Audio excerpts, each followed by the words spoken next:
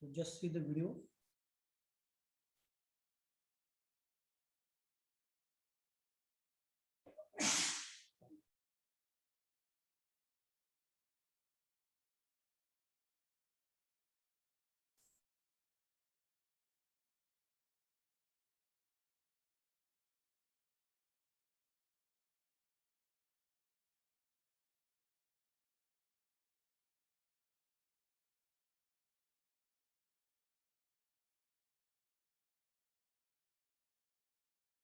This is not the video.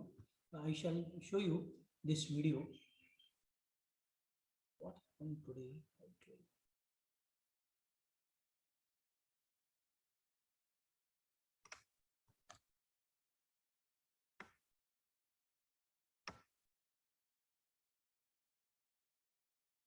Yes, I will show you at the end of this.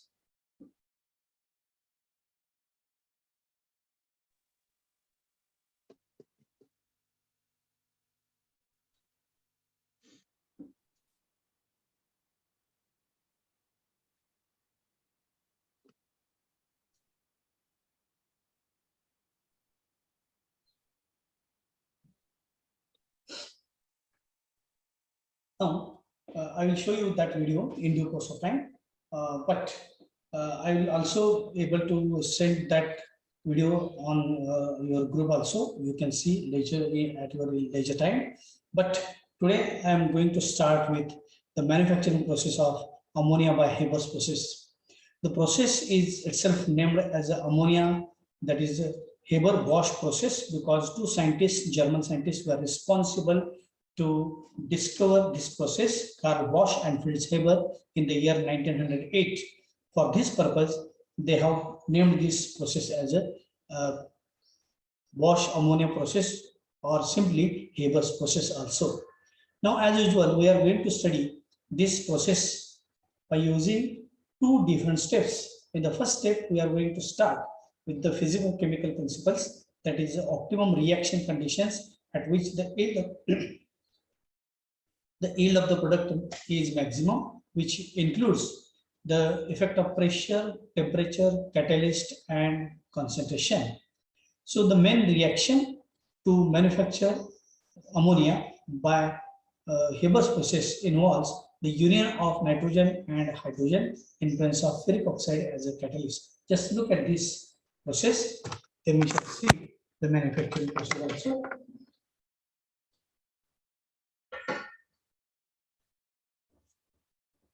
Now, here, this process of manufacture is ammonia by Haber's process. I'm going to show you this scientist named as Haber. Here, the main equation for the manufacturing process is N2 plus thrice H2 gives twice NH3. In this case,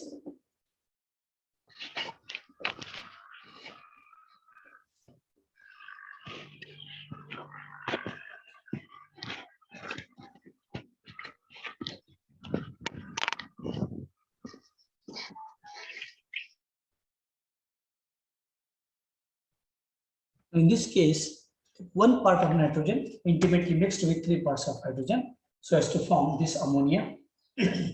In this case, ferric oxide is used as a catalyst with few traces of molybdenum are also used. What are the characteristic features of this reaction? As usual, first characteristic of this reaction is that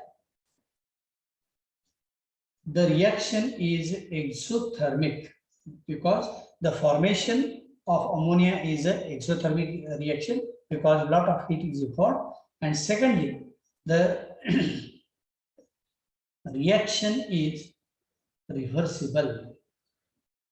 Now, as the reaction itself is exothermic, means union of nitrogen and hydrogen to form ammonia is an exothermic reaction, but the backward reaction, reverse reaction, is not exothermic. Only forward reaction is exothermic. Now, we have to consider again what is the effect of pressure on the overall reaction. Now, again, if we consider the same reaction. N2 plus H2 gives twice NH3. 1 part of nitrogen mixed with 3 parts of hydrogen. So total volumes on LHS are 4, while the total volumes of RHS are 2. So there is a decrease in volume, and according to Le-Chatelier's principle, whenever there is a reduction in volume, increase in pressure should favor the formation of the product. Now, here one should not increase the pressure enormously because of the same reason that the unreacted nitrogen and hydrogen, they may form an invisible thin film on the surface of the catalyst, which may poison the catalyst and retards the rate of our reaction. Now, graphically, we can show the percentage conversion of ammonia. This is 0%, 50%, and 100% conversion against the pressure in atmosphere. That is a 200 pressure, 400 pressure, and 600 pressure. Now here, at about 600 degrees centigrade temperature, the percentage conversion is around 30% of ammonia is obtained. At about 400 degrees centigrade, and the temperature is about 400 degrees centigrade at this pressure, this is 200, 400 pressure and 600 pressure. Here, the percentage of ammonia is around 82%. But if we still decrease the temperature, that is about 200 degrees centigrade, here the percentage conversion is about 98% conversion of ammonia is obtained. So what does this graph indicate? That at lower temperature and at a given pressure, that is at this point, the pressure is of about, the pressure that is applied, it is about 200 to 250 atmospheric pressure. At this point, we are getting maximum conversion of ammonia. So at lower temperature and at a given pressure, better yield of ammonia is obtained. So in conclusion, the pressure of the order of 200 to 250 atmospheres that is used in the process. Second, what is the effect of temperature? As can be seen from the reaction itself, that the forward reaction, that is formation of ammonia, is an exothermic reaction.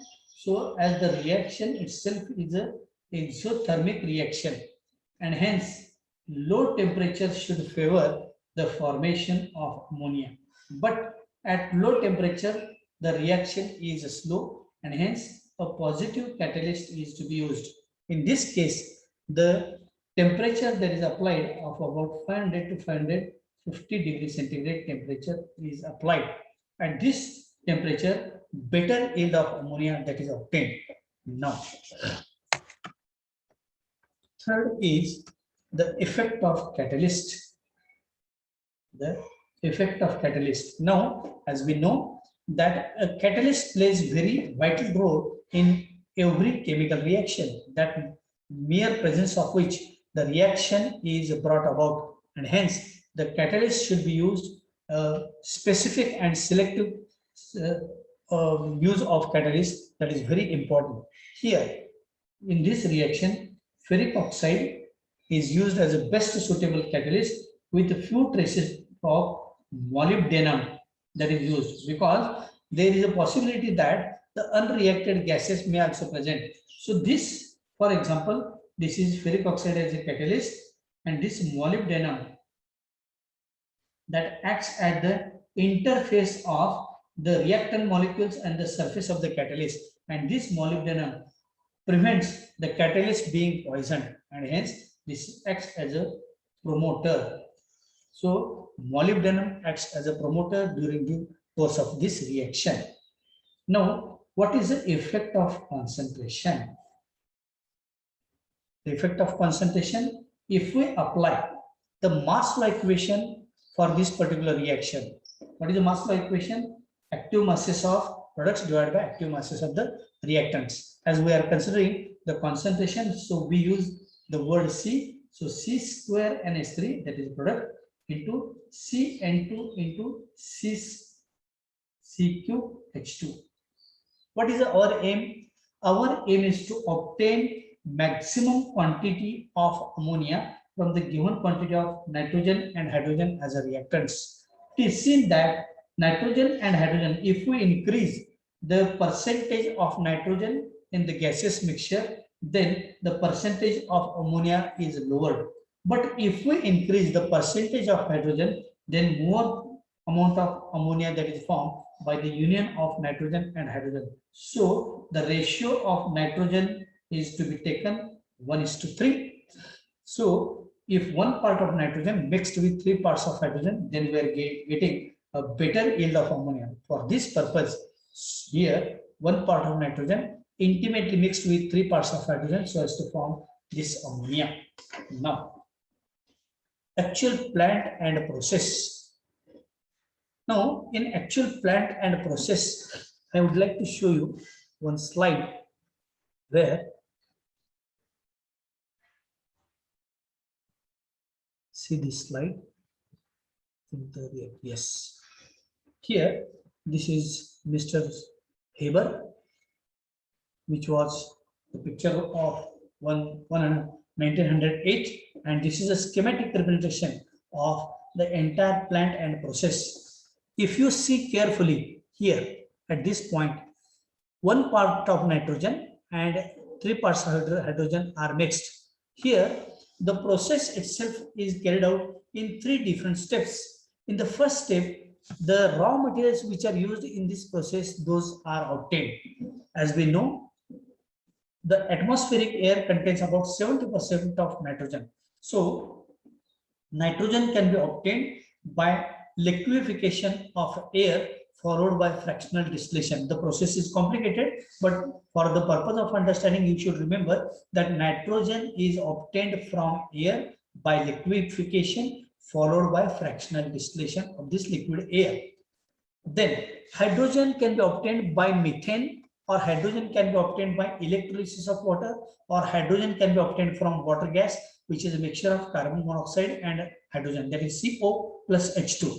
So nitrogen is obtained from air, hydrogen is obtained from methane or by electrolysis of water or from the water gas. So these are taken in the proportion 1:3. Now here, first part, that is a production of pure N2 and H2, that comes to an end. Now the second step is a formation of ammonia. For formation of ammonia, 1 part of nitrogen intimately mixed with 3 parts of hydrogen, and they are compressed inside this pump to about 200 to 250 atmospheric pressure. By applying this pressure, we can obtain maximum quantity of this ammonia. Now here, these compressed gases are now passed into the next chamber, which is known as the catalytic converter. Here the reaction is shown, N2 plus thrice H2 gives twice NH3. Before passing this nitrogen and hydrogen inside this catalytic chamber, which is the main part of this converter, first of all, the catalyst is being heated, preheated to about 500 degrees centigrade. And as we know, the maximum temperature is about 550 degrees centigrade, which is the optimum temperature. So over the preheated catalyst, when the gases are passed, then nitrogen and hydrogen, they easily unite. They usually unite so as to form the ammonia. Here, one care should be taken that the temperature should not be increased beyond 550 degrees centigrade of this catalytic converter. So the temperature of this catalytic converter should be maintained constant to about 550 degrees centigrade. So by maintaining this temperature, we can obtain maximum quantity of ammonia. So by controlling the speed of the entering gases, we can obtain this ammonia. Now, the temperature of this converter can be controlled by controlling the speed of entering gases, that is nitrogen and hydrogen. Now here, the production of ammonia, that comes to an end. Now, with regard to the production of ammonia, the removal of ammonia is also very important. To remove this ammonia from this catalytic converter, now the ammonia is first of all brought into this specially designed chamber that is known as a condenser, where the already formed ammonia that is condensed to about minus 20 degrees centigrade, and whatever ammonia that is obtained, that is known as the liquid ammonia. And perhaps you might have experienced that in while using this ammonia, it is very cold. So the reason that because of condensation of this ammonia while it was manufactured, the ammonia is very cold in its appearance. Now, not only all the nitrogen and hydrogen they unite to form ammonia, but there are certain unreacted gases are there. That means only 8 to 12% of ammonia that is formed, rest being unchanged or unreacted nitrogen and hydrogen, those are trapped here. One assembly is there, those gases are trapped and those are again recirculated by using this pump, and this pump also compresses the gases to about 250 degrees centigrade, and again those are recirculated. The peculiarity of this Haber's process is that nothing is lost, because whatever quantity of nitrogen and hydrogen that is taken, every nitrogen and hydrogen that unites to form this ammonia. So this cycle continues until all the nitrogen and hydrogen that is converted into ammonia. So this is how the manufacturing process takes place in three important steps. First step is a production of pure nitrogen and hydrogen. Second part is the formation of ammonia, and third part is a removal of ammonia. I would like to show you one video which enable you for the better understanding. So I think I have uploaded the video. Yes, it is here. See this video.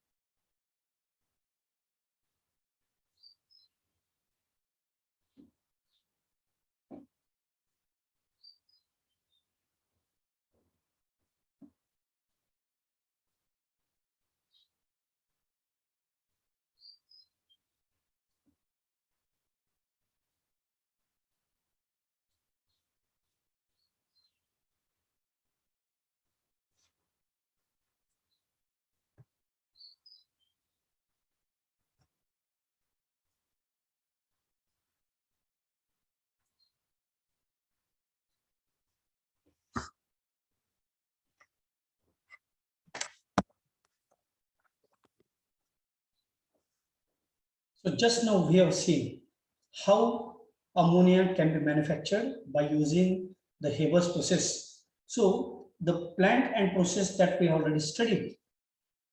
Only point that I would like to again highlight is that the physico-chemical principles that we already studied by using the fundamental reaction. But in this case, we have to consider the fundamental or basic or skeletal equation where nitrogen and hydrogen unite to form this ammonia as we know. The pressure, as we know, it should be around 200 to 250 atmospheric pressure, because according to Le-Chatelier's principle, there is a reduction in volume. Whenever there is a reduction in volume, high pressure should favor the formation of ammonia. Secondly, what is the effect of temperature that we have studied? That as the reaction itself is an exothermic reaction, and hence whenever the reaction is exothermic, low temperature should favor the formation of ammonia. So the temperature applied here is around 500 to 550 degrees centigrade, which is the optimum temperature range at which the yield of the product is maximum. Then third part that we have studied is the effect of catalyst. The catalyst here used is a ferric oxide that we have studied, that is iron oxide in the form of a gauze, because the gauze form of a catalyst that has more number of physical irregularities, and as we know, according to the theory of catalysis, when there are more number of physical irregularities, then the catalytic activity will be more because of more number of active centers which are present on the catalytic surface. Also, this catalyst contains few traces of molybdenum, sometimes potassium oxide, that is a K2O, and aluminum oxide may also be used, but molybdenum is easily available and hence it is used as a promoter which acts at the interface of the reactant molecules and the surface of the catalyst. Fourthly, we have seen that the ratio of nitrogen and hydrogen is in the range of 1:3. Now, if we maintain all these four reaction conditions, then and then better yield of ammonia that is obtained. While studying the plant and process, we have studied the plant and process in three important stages. First step is the production of pure nitrogen and hydrogen, nitrogen from air and hydrogen from methane or from electrolysis of water or from water gas or blue gas. Then second, how nitrogen and hydrogen they unite, because in the catalytic chamber, nitrogen and hydrogen are passed over the preheated catalyst. The catalyst is being preheated to about 500 degree centigrade temperature, and as the union starts, when nitrogen and hydrogen they unite, the union is exothermic reaction and lot of heat is involved, and this heat sustains the temperature to proceed further. So the temperature of this catalytic converter can be monitored or it can be controlled by controlling the speed of the entering gases. Not only almost all the nitrogen and hydrogen they unite to form ammonia, but there are certain unreacted gases that just now we have studied. We have seen while looking at the video, there are unreacted and nitrogen and hydrogen. Those are again recirculated by using the pump, and those are compressed, and the cycle continues until almost all nitrogen and hydrogen they unite to form this ammonia. Now, the ammonia thus formed, it is first of all condensed, and ammonia thus obtained, which is in the proportion 8 to 12% of ammonia is obtained, which is then condensed, and the ammonia thus obtained is known as the liquor ammonia. The great remarkable feature of this Haber process is that in this process nothing is lost. Almost all nitrogen and hydrogen they are converted into ammonia. So this is how we have seen the formation of this ammonia by Haber's process. So there are no disadvantages observed so far. So this is all about the Haber's process. I wanted to show you the manufacturing process of contact process, but I think that video is lost. But I will show you in due course of time, or I will post you on the group. So only a few minutes are left. I would like to stop here. So wishing you